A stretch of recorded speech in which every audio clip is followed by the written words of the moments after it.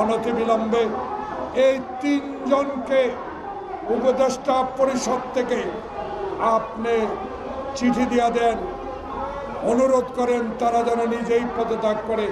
এই অস্থিরতা সৃষ্টি কারা করছেন, কারা নির্বাচনকে দেরিতে করতে চাচ্ছেন, এই বিষয়গুলো তো আমরা আপনার মতো মহান ব্যক্তির কাছে জানতে চেয়েছিলাম।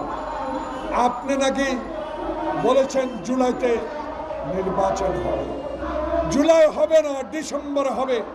রোড ম্যাপটা দিলেই তো যারা আন্দোলনে ছিলাম, যারা হাসিনার আমলে আয়না করেছিলাম, যারা আন্দোলন করে লক্ষ লক্ষ মামলা খেয়েছেন, তারা আপনার সাথে বসতে পারত। কিন্তু এখনো তো নির্বাচনের ম্যাপটা ঘোষণা করলেন না।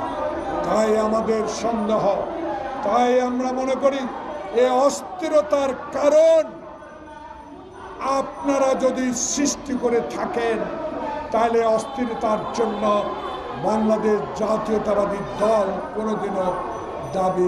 কোনোদিনও গ্রহণ করবে না। এই দোষ আমাদের না, এই দোষ আমাদের ঘাড়ে দিতে পারবেন না। কারণ আমরা তো আপনার কাছে নির্বাচন চাই। সংস্কার করেন, এমন সংস্কার করেন না যে সংস্কারের মধ্য দিয়ে করিডোর হবে, চট্টগ্রামের বন্দর অন্যের হাতে চলে যাবে।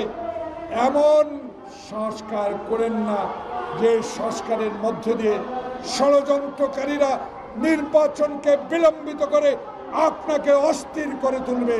তাই আপনি অস্থিরতা কাটাতে হলে আপনাকেই অচিরে, আজকে কালকে পরশুর মধ্যে হলেও আপনাকে নির্বাচনের তফসিল ঘোষণা করতে হবে।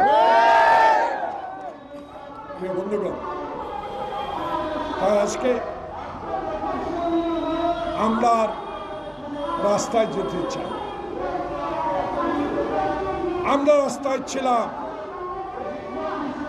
আপনি যদি এই অস্থিরতার কারণে এই নন্দিত লোকটি নিন্দিত হয়ে বিদায় নেন, আমরা মনে কষ্ট পাব। ইতিহাসে আপনার নামটি সন্ন্যাস করে লেখা থাকুক। আপনি শাহাবুদ্দিনের মতো একটি নির্বাচন দিয়েছেন, আপনি দিনের ভোট দিনে করেছেন, আমার ভোটাধিকার আপনি প্রতিষ্ঠিত করেছেন। ইতিহাস লেখা থাকবে, সেই ইতিহাসে আপনি আমাদের গ্রহণযোগ্য ব্যক্তি হিসাবে আমাদের ভবিষ্যৎ প্রজন্ম আজকে আপনাকে নিয়ে অহংকার করতে পারবে। তাই আপনার কাছে অনুরোধ, অনতিবিলম্বে এই তিনজনকে উপদেষ্টা পরিষদ থেকে আপনি চিঠি দিয়ে দেন, অনুরোধ করেন তারা যেন নিজেই পদত্যাগ করে। তাহলে তিনজনকে এই উপদেষ্টা পরিষদ থেকে আপনাকে বিদায় করতে হবে। বাংলাদেশে অবিলম্বে মানুষের আশার একটি নির্বাচনের তারিখ ঘোষণা করবেন। এই বলে আজকে এখানে শেষ করছি। আল্লাহ হাফেজ।